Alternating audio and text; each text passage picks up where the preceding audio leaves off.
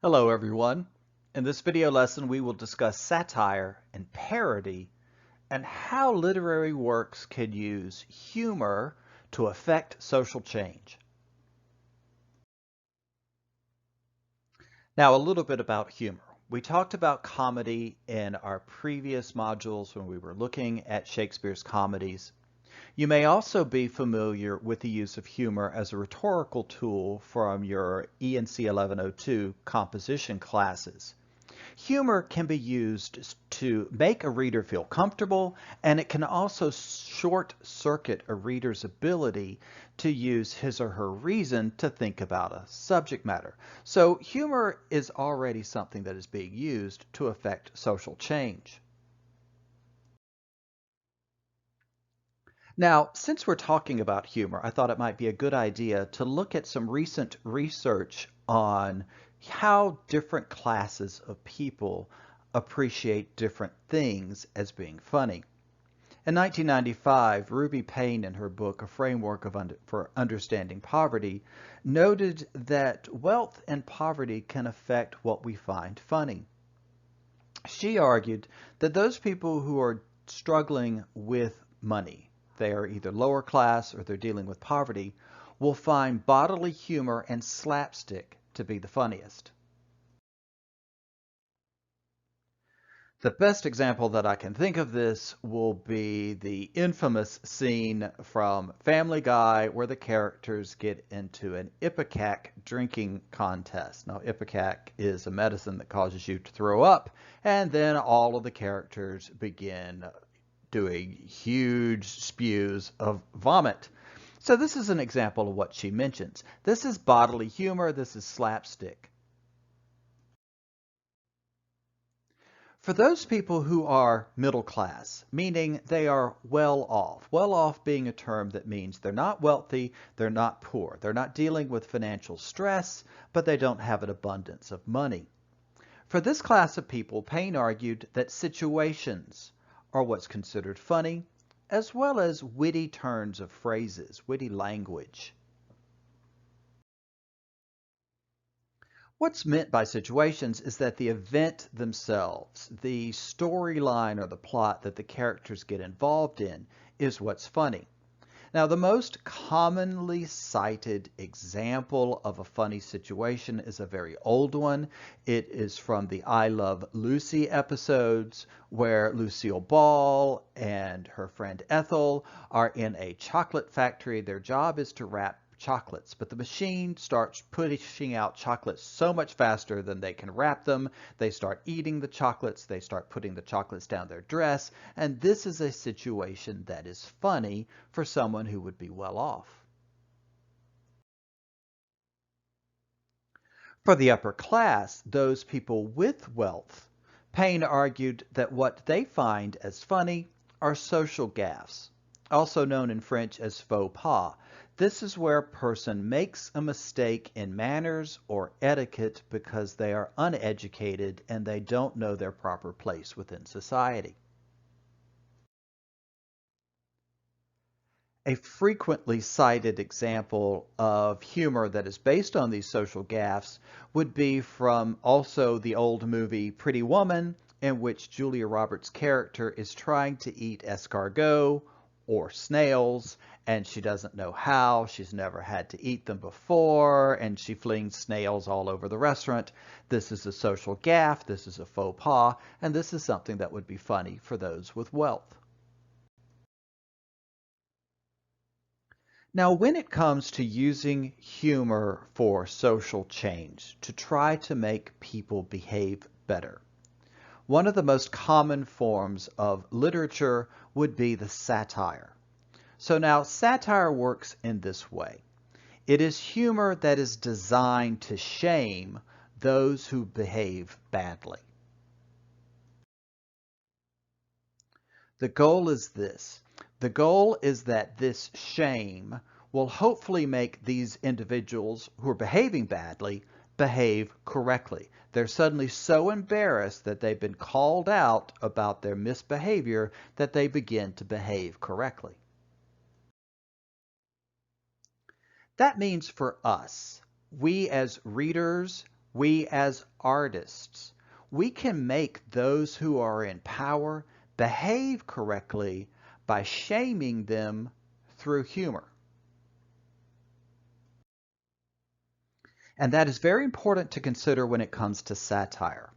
We as creators, we have to make sure that our humor is only directed at those who are in power, those people who are in charge, they have more wealth than us, they have more power than us. It's important that we as artists move upward.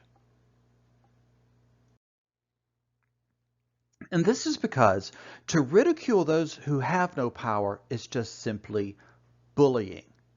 It's not funny to make fun of single mothers. They're struggling to raise their kids. So to have someone make fun of them, it's just bullying. So this is why it has to be the other way around. You have to make fun of, say, someone who has wealth rather than someone who's poor. Someone who's poor is just struggling to eat. It's not funny to make fun of someone who's poor. That just turns you into an asshole. So that means this kind of satire can only come from below, and it's addressing those who have power above us. Now, there's another thing for us to consider when it comes to satire, is that satire tends to come in waves. It tends to come in time periods in which you see a great deal of works of satire, and then the genre settles down. So one argument about why this happens is that satire tends to appear in oppressive societies, meaning when societies become totalitarian, they become oppressive, they become police states, it's harder and harder for those people who are being oppressed to resist and to make their voices heard. So satire is one of those ways in which the underclass can react because they're using humor, and the goal is to shame those in power to behave better. Now, within the category of satire, there are two types of satire, and they are named after two Roman satirists who were dealing with the corruption of the Roman Empire in their own ways. Horace is one of these satirists, and from him we get the term Horatian satire. Horatian satire tends to be gentle, it's lighthearted, it's silly humor. The second satirist, Juvenal, gives the name Juvenalian satire. Here, one is dealing with rude, angry, and very confrontational humor. So think of it this way.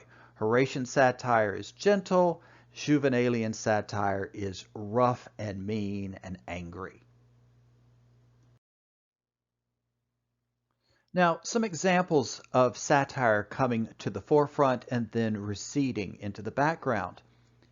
In the 17th century, the 1600s, as well as the 18th century, the 1700s, one sees satirists such as Voltaire. He is a French satirist. He is trying to deal with the repressive regime of Louis XV and Louis XVI. You have Alexander Pope and Jonathan Swift. So Alexander Pope is an English satirist. Jonathan Swift is Irish. Now keep in mind that at this time Ireland is under control by the English, so we could also see him as English as well. In the 20th century, some of the most noted satirists, George Orwell, 1984, and Animal Farm, Aldous Huxley, Brave New World. The oppressive regime of the Soviet Union, as well in the 1900s, brought out Russian satirists.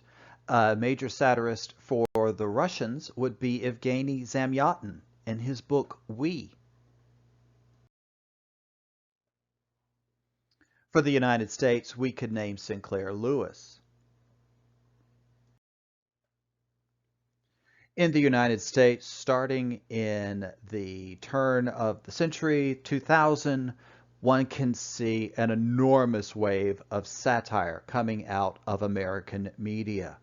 I would cite as some of our major examples, although now there are hundreds of examples, but The Daily Show with Jon Stewart.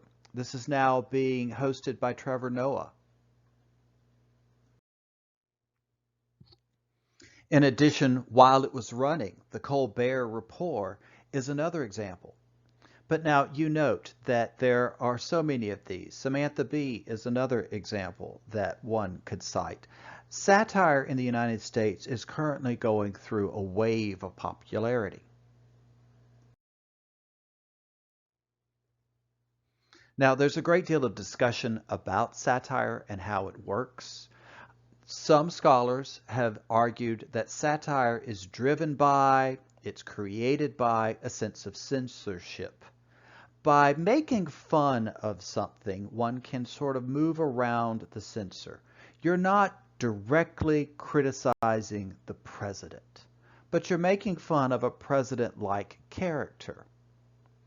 One can also see a move to alternative forms of publication, alternative methods to get the humor out.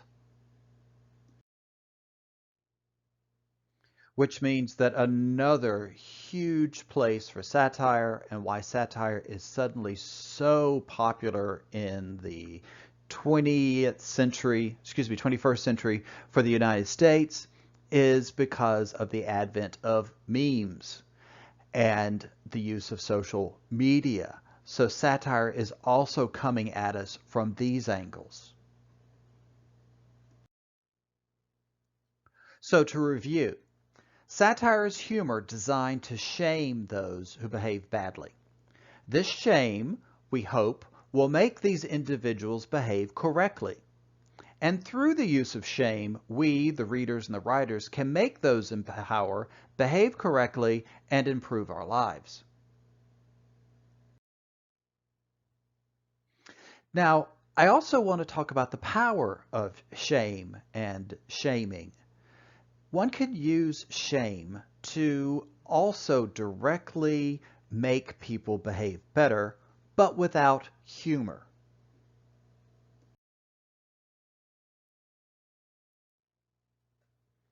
I assigned for you a poem by Allison Joseph on being told I don't speak like a black person. This is not a work of satire, but this is a work of shame that is designed to make people behave better. Now, Alison Joseph was born in London, England, but she grew up in Toronto, Canada, and is considered a postmodern poet. Now, as we typically do, pause this video lesson, locate On Being Told I Don't Speak Like a Black Person in your textbook. Once you have located the text, unpause this video.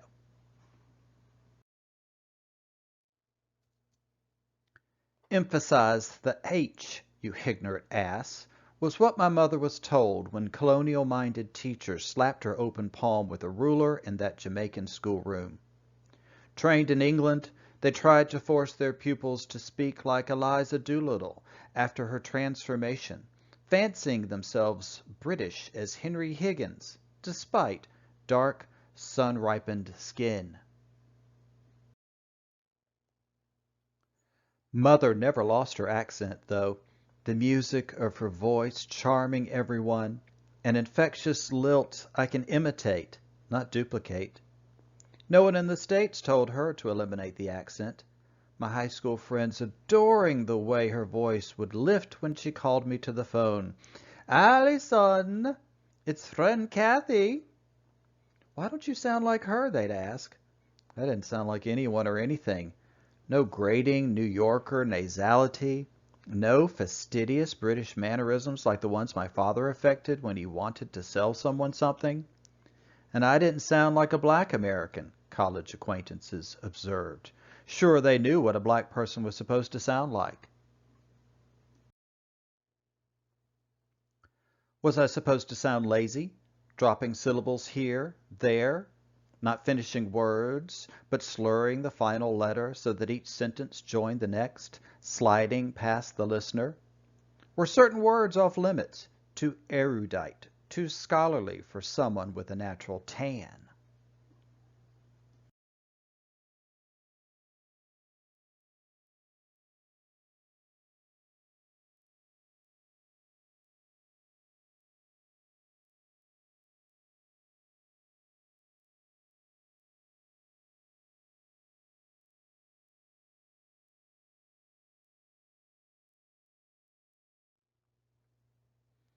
Now, I realize there's nothing more personal than speech, that I don't have to defend how I speak, how any person, black, white, chooses to speak. Let us speak.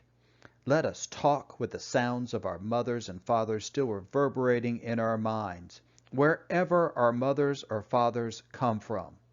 Arkansas, Belize, Alabama, Brazil, Aruba, Arizona. Let us simply speak to one another. Listen and prize the inflections, differences, never assuming how any person will sound until her mouth opens, until his mouth opens. Greetings familiar in any language. Notice how Joseph calls out people who are speaking offensively.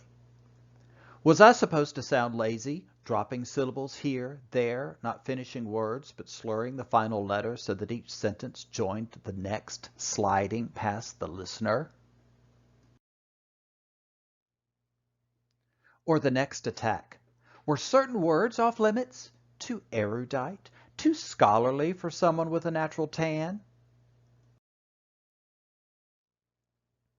And then there's the direct confrontation.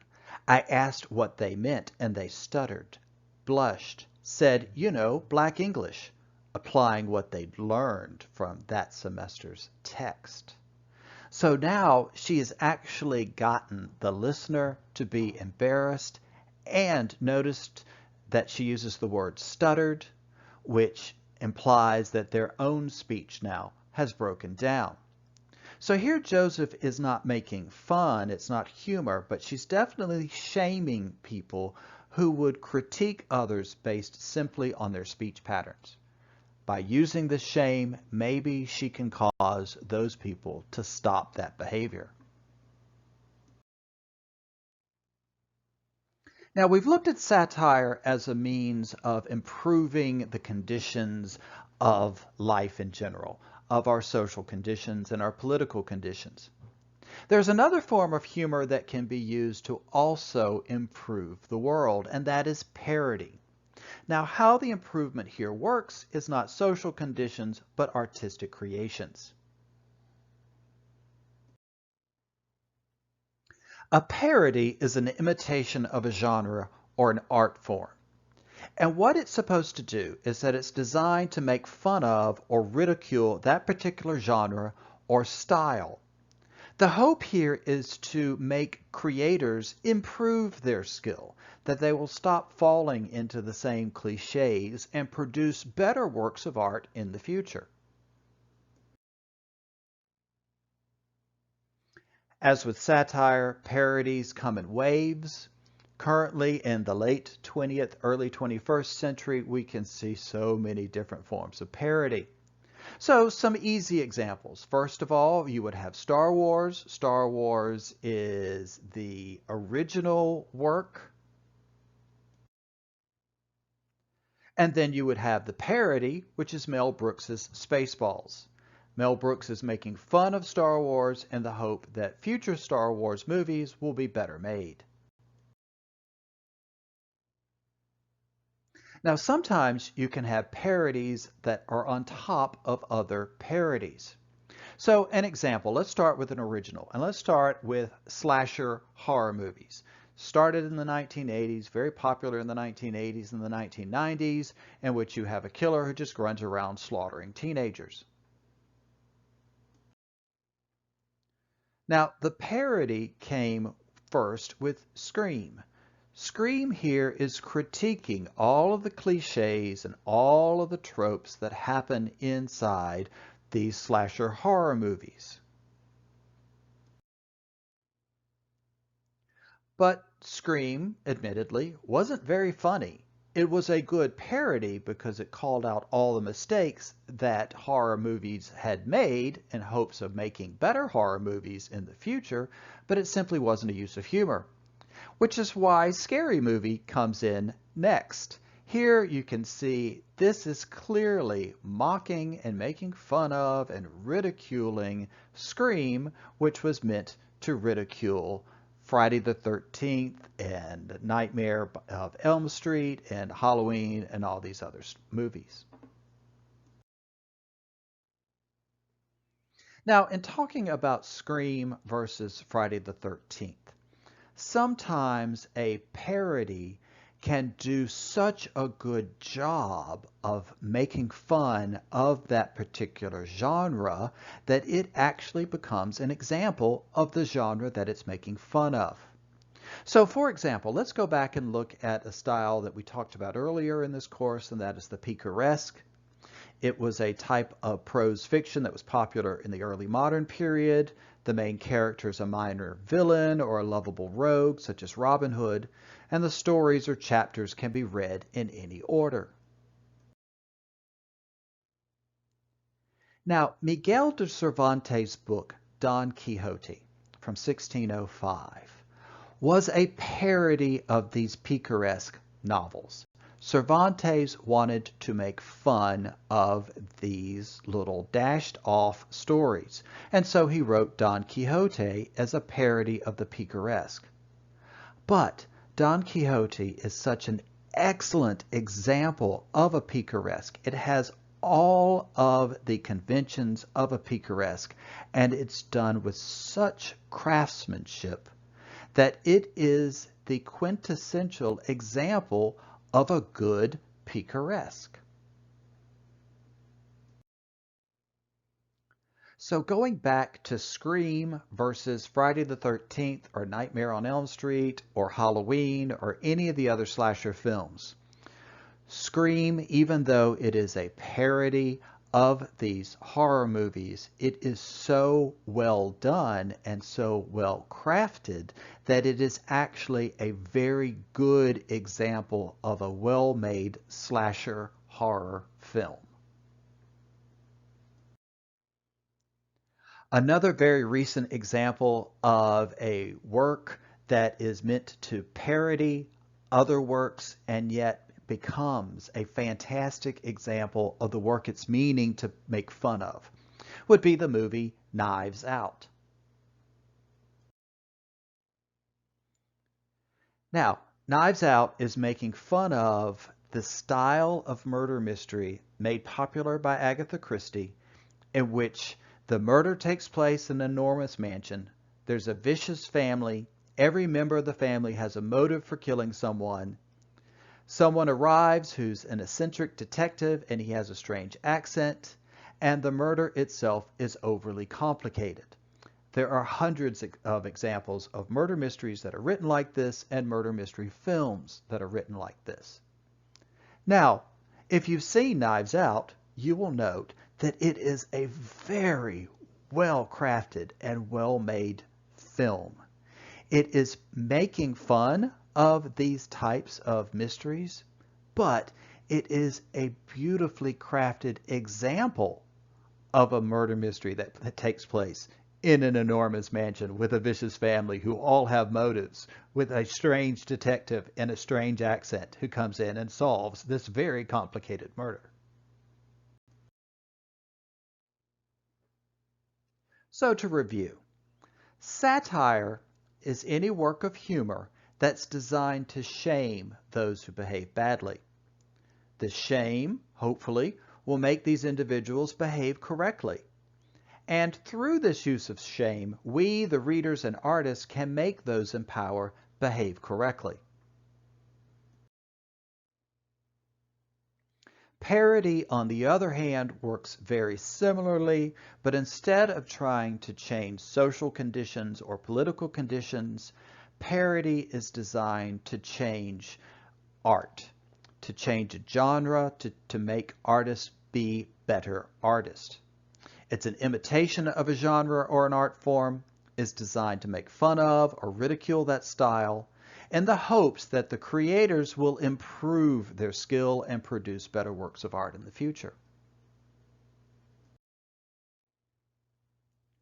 So in this lesson, we have been looking at how a work of humor, either a satire or parody, can improve social conditions or artistic conditions. So again, with this module, what we are looking at are ways in which we can use either the creation of literary text to improve our world or the consumption of literary text to improve our world.